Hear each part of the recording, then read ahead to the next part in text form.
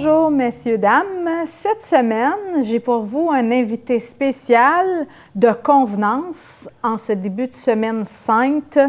J'ai invité pour vous notre curé, qui l'eût cru, notre jeune curé de la paroisse Sainte-Victoire, David Vincent. Bonjour. Bonjour, merci de la belle invitation.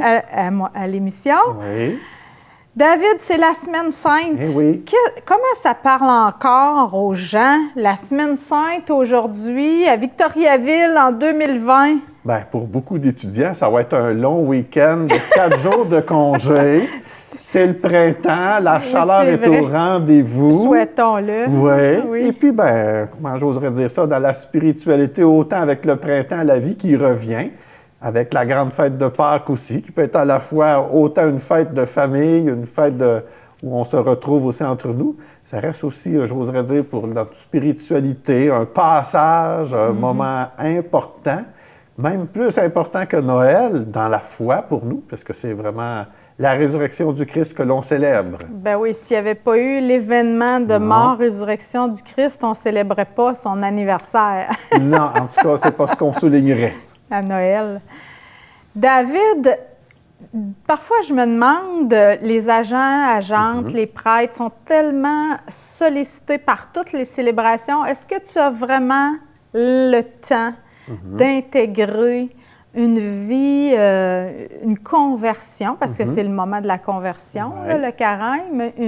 Est-ce que tu as le temps de penser à tout ce qui se passe ou si tu es vraiment centré sur ce que tu fais vivre aux gens? Bien, autant que ça reste la Semaine Sainte, on s'entend, il y a un peu plus de célébrations, des célébrations qui sont organisées un petit peu plus d'une façon spéciale quand on pense au Jeudi Saint, au Vendredi Saint, à la Vigile pascale. Elles sont là, ces célébrations-là, pour faire vivre. Oui, c'est vraiment ce qu'il y a de beau dans les célébrations, surtout dans la liturgie, c'est qu'on prend conscience que comme être humain, ma foi ou ce qui me fait vivre, je le célèbre pas juste avec des idées comme ça dans ma tête, mais je la vis avec mon corps, je la vis avec ce que je vois de beau, je la vis avec les chants que l'on entend, avec également ce qu'on va sentir, puis avec ce qu'on mange aussi. Alors la liturgie, les célébrations, c'est avec tout notre corps parce qu'il y a de la belle musique qui est là, on met de l'encens. Il y en a des fois qui aiment moins ça, mais c'est l'occasion de manger. Puis aussi, à part que, je veux dire, oui, en l'Eucharistie, on dit qu'on a la communion, mais souvent dans nos repas de famille, le fameux jambon de Pâques, le chocolat aussi. Oui. Alors ça reste, mais tu me demandais si je m'investissais beaucoup. Moi, évidemment, avant même d'être prêtre, je suis d'abord, moi aussi, un baptisé. Oui. Je suis un croyant, la foi me fait vivre. Alors, les célébrations, moi, je ne fais pas, je ne les anime pas pour les autres, je les vis, point, pour moi, et je les vis avec d'autres aussi. Alors, je célèbre ma foi, je célèbre, on pourrait dire, celui en qui que je crois, celui qui m'anime, celui que j'apprends à découvrir avec d'autres personnes. Alors, pour moi, la célébration, autant je la vis, autant je la prépare, autant je la célèbre. C'est pas une job, c'est vraiment une étape que je vis dans ma foi. Avec conviction, oui, avec beaucoup de conviction. C'est très Et ça se beau. prépare aussi un certain temps d'avance, autant comme des gens qui font quelque chose qu'ils aiment, qui vont y mettre beaucoup d'attention, vont soigner une rencontre, une activité qui est chère à leurs yeux. Je soigne, je prends le temps aussi de bien préparer les célébrations du temps de Pâques. Tu as ce temps-là, David!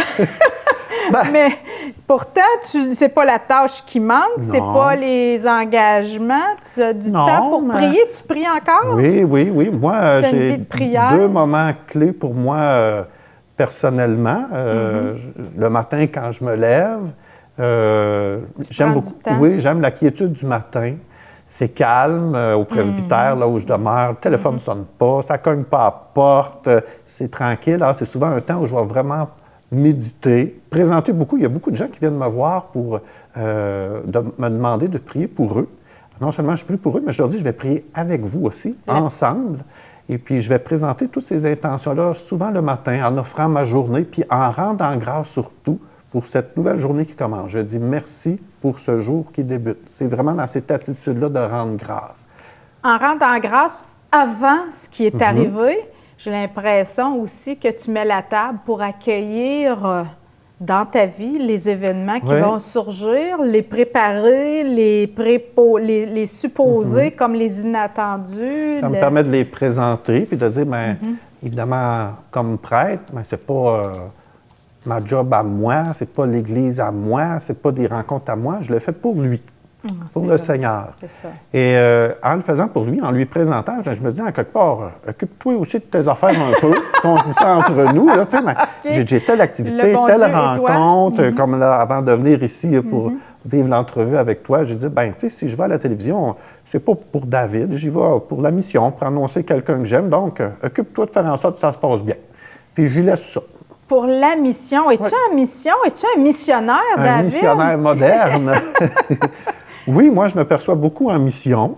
Alors, pour moi, la mission, on est comme appelé à réaliser une mission. Alors, j'ai été appelé à être prêtre, puis je suis envoyé pour la réaliser avec d'autres personnes. Alors, c'est peut-être un mot un peu plus nouveau qu'on entend parler, mais la mission, elle a toujours existé. Dans Jésus-Christ, le temps, c'était dans les vieux pays. Oui. C'est l'image que l'on avait, comme on avait ici... comment je dirais ça, des communautés chrétiennes, une Église bien organisée, peut-être même un peu trop. On avait l'impression que c'était la mission, c'était juste pour ceux qui ne connaissaient pas, ceux qui étaient loin. Alors que dans le fond, la mission, c'est pour tout le monde. On a tous besoin d'apprendre à découvrir, à connaître, apprendre à mieux aimer. On a à apprendre à se laisser surprendre. Puis, pas juste moi là, comme prêtre, mais chacun de nous autres, on est capable aussi de témoigner. Puis par notre exemple, par notre façon de vivre, des fois juste par notre sourire, on est missionnaire, puis on est capable peut-être, je ne sais pas, de semer quelque chose de beau puis de bon dans le cœur des gens.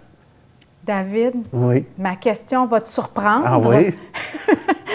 Quand la dernière fois as-tu été surpris, j'entends, émerveillé d'un événement, de quelque chose qui t'est arrivé, qui t'a mis dans l'action de grâce? C'est assez concret. Souvent, moi, les éléments comme ça qui me font rendre grâce, c'est des choses que je vis. Moi, je vis beaucoup mon ministère en lien avec les gens.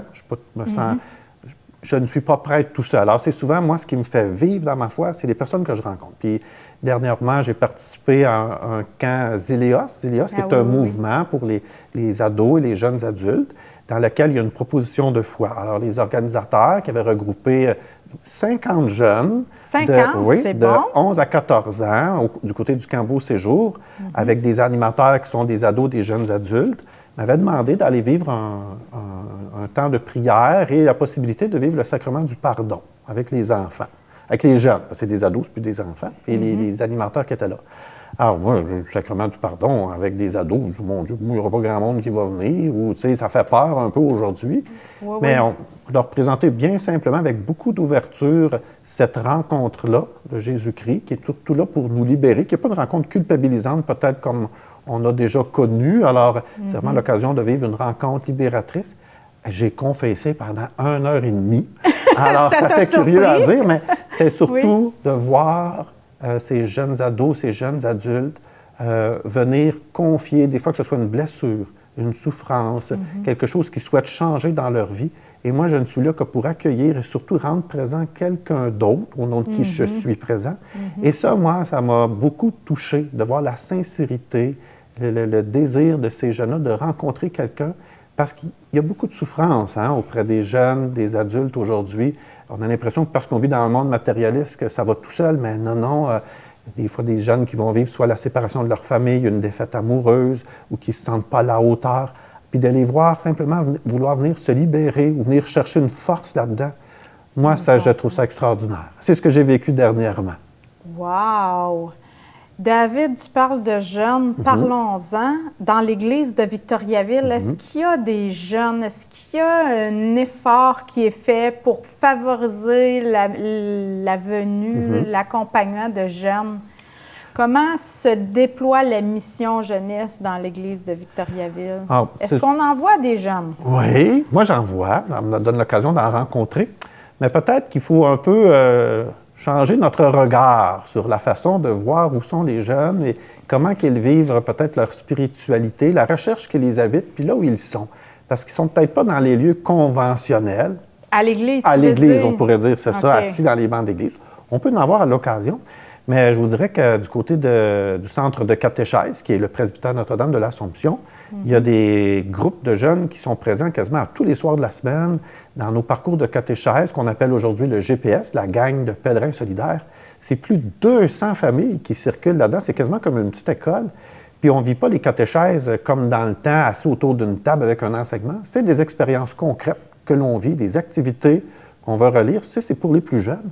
Mais il se fait de quoi pour les ados, les jeunes adultes aussi? Alors, il y a une panoplie d'activités, de propositions. Alors, pour les adultes, on a l'occasion des fois de se regrouper, que ce soit autour... moi, je fais avec un groupe de jeunes adultes qui sont dans mes âges. On se regroupe une fois par mois autour d'un repas. On échange ensemble, on fraternise, on fait de l'humour. Puis, avec les enfants? Les enfants, des fois, les enfants viennent, parce que c'est des gens qui sont dans la trentaine, quarantaine. Alors, les enfants, des fois, sont ados ou jeunes adultes, puis sont libres de venir ou pas. Alors, parfois, c'est surprenant, ils vont venir avec nous, ils vont accompagner leurs parents. On a un repas, puis dans la soirée, on vit un petit ressourcement. C'est très, très simple, mais il y a quelque chose de très beau, de très personnel aussi. À force de se rencontrer, il y a une proximité qui se développe aussi. Une espèce, un lien là, qui s'établit entre eux, ils se supportent, C'est un exemple là, de choses. On accompagne là, présentement. Il y a 6 adultes qui ont demandé à vivre le sacrement de la confirmation. C'est beau, pour diverses raisons. Ils ne l'ont pas fait quand ils étaient jeunes. Puis c'est pas grave. On n'est pas là pour récupérer ce qui n'a pas été vécu à l'époque. Ils font une demande maintenant. Puis nous, on débute un petit cheminement avec eux autres. Ils sont 6 adultes dans la vingtaine, trentaine.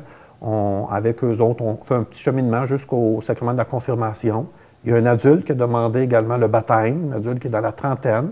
Alors, c'est souvent, il y a une demande, puis à partir de cette demande-là, il y a un chemin qui s'ouvre, puis des fois, il y a une recherche, puis c'est là qu'on se met à accompagner la personne. On n'est pas là pour montrer, dire quoi faire ou pas quoi faire, mais on est là pour marcher avec. De plus en plus, donc, à Victoriaville, il y a une mission. Oui, une mission, oui. On se donne même une orientation. On s'est donné depuis 1 an et demi. Les prêtres puis les agentes, on réfléchit pour dire, nous autres, là, si on va être des missionnaires, puis on veut que l'Église à Victoriaville prenne le tournant un peu que le pape François nous invite d'être une Église en sortie, qu'est-ce qu'on veut faire chez nous? Alors, depuis 1 an et demi, on a essayé vraiment de se donner un peu, on pourrait dire, comme un rêve, un objectif, une orientation qu'on nomme comme étant être une communauté chrétienne missionnaire en mobilisant les personnes puis en partageant leur chemin. Là, ça va peut-être l'air un peu compliqué, là, mais dans le fond, ce que l'on veut, là, nous autres, être missionnaires, c'est-à-dire oser l'avenir, croire qu'il y a quelque chose de positif comme communauté, c'est-à-dire comme personne rassemblée au nom de notre foi. Puis pour réaliser ça, pour dans le fond devenir missionnaire, puis oser croire que ça va continuer même différemment, c'est en mobilisant, partager le chemin. Ça veut dire que ça ne se fait pas tout seul, ça se fait avec des gens qu'on peut interpeller, reconnaître des charismes des personnes, puis que ce soit avec des bénévoles, mais c'est des personnes qui ont le goût, eux autres aussi, de se lever debout, puis de mettre l'épaule à la roue, puis partager le chemin. Alors, partager le chemin, c'est pas diriger, dire quoi faire, c'est prendre le même... marcher avec l'autre, comme quand je suis venu ici à pied tantôt, là. Oui. Quand on marche avec quelqu'un, on prend le même rythme, on jase, on apprend à se connaître, puis souvent, il se passe de quoi là-dedans. Alors, c'est un petit peu pour être une Église missionnaire, c'est comme ça un petit peu qu'on rêve l'Église ici à Victoriaville. Mais David, l'Église de Victoriaville attrape... Il y en a qui attrapent le train, la marche, puis il y en a qui sont déjà en avant, il y en a qui sont un peu derrière. Comment faire avancer tout ce monde-là au même pas? Au même pas? Est-ce que c'est souhaitable? C'est-à-dire, moi, je ne vois pas l'Église comme une armée où on a tous à avoir le même rythme puis marcher comme au même pas. Moi, je vois ça comme une famille. Puis comme une famille, tu as des personnes qui sont peut-être un peu plus âgées, mais qui ont quand même une expérience, qui ont un vécu, qui ont une richesse. Qui ont la foi, puis qui s'y tiennent à... Puis il y a aussi des jeunes qui commencent, qui ont tout à découvrir, mais qui n'expriment pas leur spiritualité, leur valeur de la même manière. Mais c'est avec tout ce monde-là qu'on est. Même si on n'a pas le même rythme, c'est bon qu'on n'ait pas le même rythme. Puis moi, je ne me situe pas avec celui qui marche le plus vite ou qui est en avant. Moi, je suis au milieu de la famille. Puis je fais un bout de chemin avec les gens avec qui me sont donnés d'être. Alors moi, l'Église, ce n'est pas une question d'être meilleur ou d'être au ralenti, c'est d'être avec. Le pape François, c'est ce qu'il dit, d'être une Église en sortie, d'être avec les gens, et surtout le pape nous interpelle beaucoup pour être proche des pauvres, proche des gens qui sont dans le besoin, proche des souffrants, puis de laisser un peu de côté l'Église triomphante de pouvoir, l'Église sécuritaire aussi. C'est ça qui est difficile aujourd'hui. On a l'impression qu'on s'en va dans quelque chose qui est insécurisant. La mission, on ne connaît pas, il y a beaucoup d'inconnus. Mais c'est ça le beau risque aussi. Dans le temps, j'ai l'impression que dans le temps, on est en train de quitter une Église qui savait. Oui. Elle savait, elle avait la vérité, elle avait aussi des savoirs, des compétences, elle avait un cheminement prédéterminé, bien établi, bien rodé, qui fonctionnait bien. Puis là, on dirait qu'on assiste à toute une déconstruction. Il y a une conversion dans l'Église aussi, il y a un passage. Ça peut paraître difficile parce qu'on ne connaît pas là où on s'en va, puis on a l'impression que tout est en train de tomber. Oui. Mais moi, je dirais que ce passage-là que l'on vit actuellement, il n'est pas mauvais. Parce qu'on est justement dans la Semaine Sainte. Oui. Ce qui est au cœur de notre foi, moi, ce que je voudrais dire, ce qui est au cœur des fois de nos valeurs, c'est que le meilleur est toujours à venir. Derrière la mort, il y a de la vie. Puis en Église, ça, c'est une vision de foi, c'est la conviction de tous les chrétiens. Oui. Et comme chrétienne, comme chrétien, oui, on vit une forme de mort en Église. Mais il ne faut pas oublier qu'au bout de toute mort, il y a un plus. Moi, je crois qu'il y en a un plus. Je ne l'ai pas connu personnellement, moi, tant que ça, là, l'Église triomphante. Puis il y avait des bonnes choses aussi. Je ne suis pas en train de dire que tout est mauvais. C'est différent. Puis dans 10, 20, 30 ans, ça sera encore différent. Mais il y aura quelque chose de beau. Il y aura des gens toujours extraordinaires à rencontrer. Ça, je peux vous le garantir. Tu vois du beau monde. Tu connais Moi, je vis beaucoup, comme je le disais, je vis beaucoup ma foi avec le contact avec les personnes. Puis quand on se donne... Moi, j'accompagne des gens pour des funérailles, des baptêmes, des mariages. Puis j'ai l'occasion unique d'entrer dans l'histoire des gens, de ce qu'ils veulent célébrer, de ce qui fait sens avec eux autres, puis avec leurs mots à eux autres. Puis c'est sacré, ces moments-là. Hein? En soi, c'est des périodes sacrées pour chaque personne qui les vit. Alors, moi, c'est ce qui, je trouve aussi, d'une certaine manière, qui est plein d'espérance. De voir des gens, mettons, qui accompagnent un membre de leur famille qui est défunt, mais qui ont le goût de manifester leur respect à cette personne-là, reconnaître la dignité qui l'habite, lui dire merci. Que ce soit d'un rite conventionnel ou un autre, c'est toujours là, ça. Alors, il ne faut pas juger trop vite en disant « Ah, ça n'a pas été une funéraille à l'Église, c'est pas bon ». Il y a toujours des gens en arrière qui souhaitent accompagner jusqu'au bout une personne qu'ils aiment, puis ils sont en recherche, sont très ouverts aussi à que ce soit qu'est-ce que c'est que la mort, c'est quoi qui donne sens à ma vie. Alors, c'est délicat pour moi d'arriver là-dedans, puis de marcher avec eux autres, avec beaucoup de délicatesse, de douceur. Puis en même temps, je ne suis pas là pour vendre ma salade. Comme Jésus, il n'a jamais vendu de salade. Alors, il s'est promené, rencontré les gens. Il a surtout été toujours très sensible aux personnes en avant de lui. Moi, surtout comme curé, les petits, hein? Oui, il a toujours été très, très humain. Puis moi, c'est mon modèle par excellence, Jésus-Christ. C'est lui que j'essaie un peu d'imiter. Comment je suis à l'écoute, attentif, comment je me rends présent. C'est très beau. J'essaie de me dire, devant une situation que moi-même, je ne sais pas trop comment réagir, comment lui réagirait. C'est ce qui va m'inspirer, que ce soit des fois des situations que je ne sais pas trop moi-même non plus. Comment que Jésus réagirait là-dedans? Moi, ça m'aide. Tu as Jésus comme modèle. Tu en as d'autres? Oui. Ah ben peut-être, j'aime beaucoup le pape François, qui est un pape à la fois d'une grande simplicité.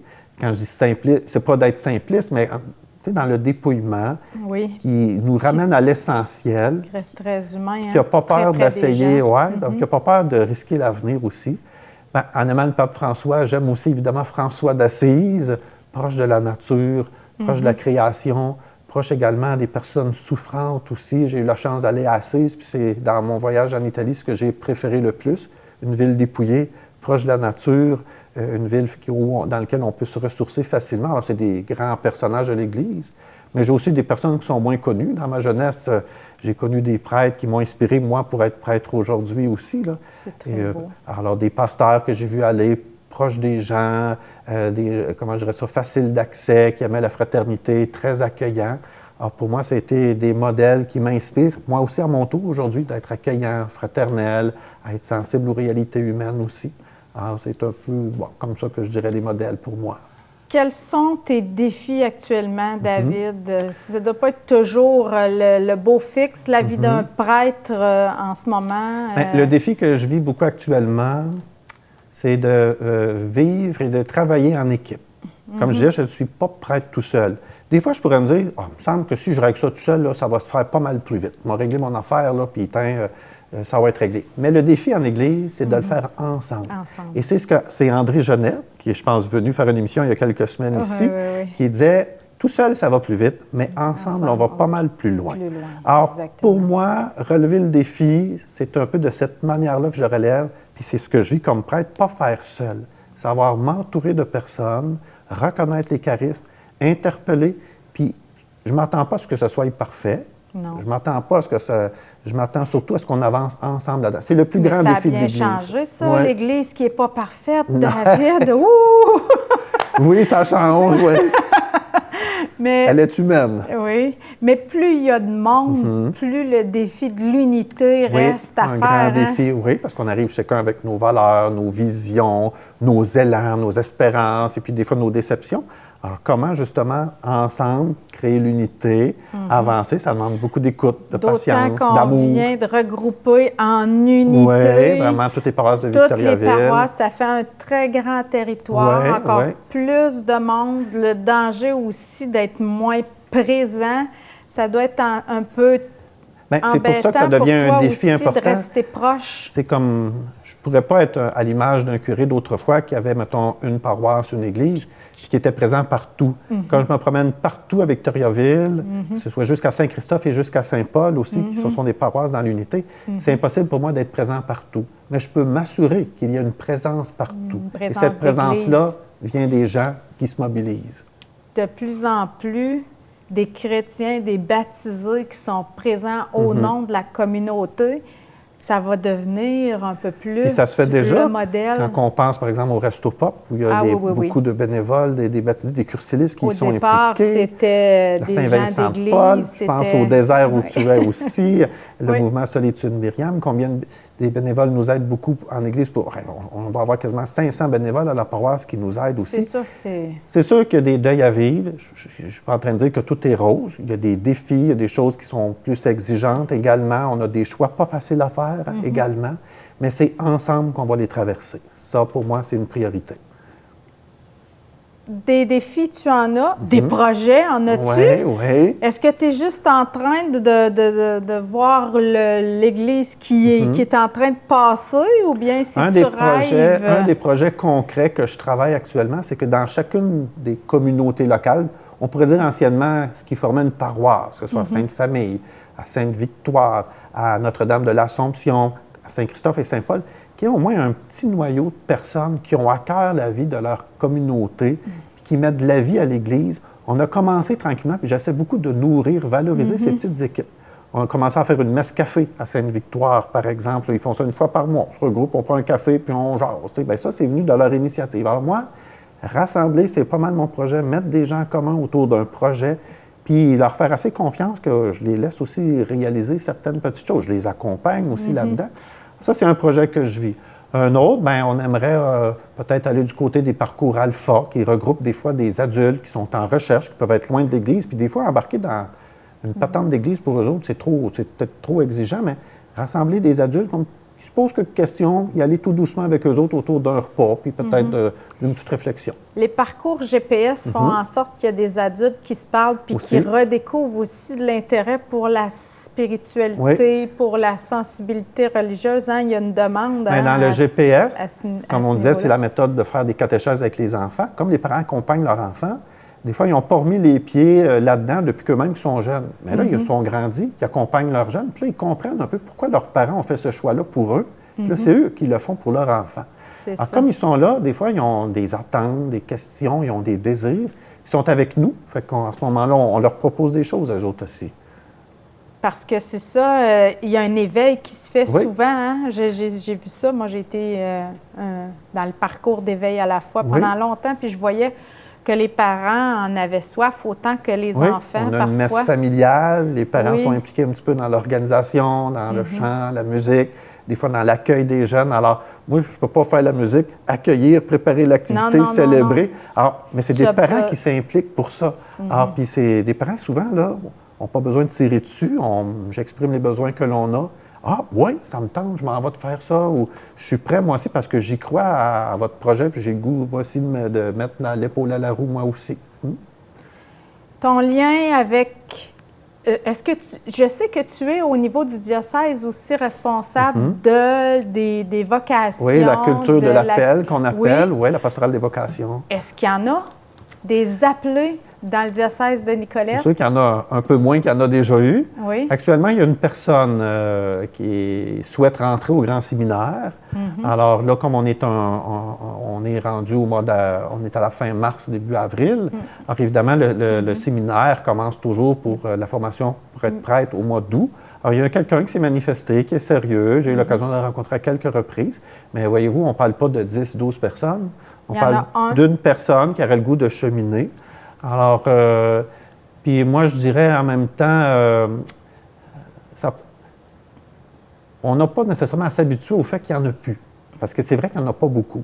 Mais ça serait dangereux de s'habituer à ce qu'il n'y ait plus de vocation. On a toujours à essayer d'être attentif, à proposer, puis également, des fois, peut-être, comment je dirais ça, là, à éveiller aussi la foi. Soutenir et éveiller la vocation de chaque baptisé aussi. Chaque baptisé, que ce soit comme prêtre, que ce soit comme en famille. Parce que quand on reçoit le baptême, on reçoit une mission, celle d'annoncer, celle de soutenir, celle d'accompagner. Déjà missionnaire au baptême, ça commence là. Mais c'est tout un défi pour un prêtre d'accompagner tous ces baptisés qui ont une parole, qui ont un intérêt, un appel, comment accompagner chaque baptisé dans son charisme personnel. Moi, en tout cas, David, je te remercie pour ta participation à l'émission. Ça m'a fait plaisir. Je te remercie pour l'animation que tu fais des communautés, pour le souci que tu as de chacun. Et puis, je te souhaite l'esprit de discernement, et de paix et de joie, parce que tu es un homme qui parle... C'est beau ce qui se passe dans le monde. Et dans transparaît, puis il y a de la beauté. Vit sa foi avec joie. Merci de ton ministère particulier de prêtre, qui est de plus en plus rare, mais dont on a énormément besoin. Tu fais l'unité. J'entendais Monseigneur Rouet dernièrement dans une conférence que j'écoutais sur mon ordinateur qui disait que de plus en plus les pasteurs sont ceux qui créent l'unité dans les différentes personnes qu'ils accompagnent, dans les différentes communautés. Merci pour ce ministère que tu fais avec joie, que l'Esprit continue de te bénir, merci, je vais le prendre. Guider. Et puis, je vous souhaite à chacun et à chacune des joyeux jours saints. Joyeuse Pâques.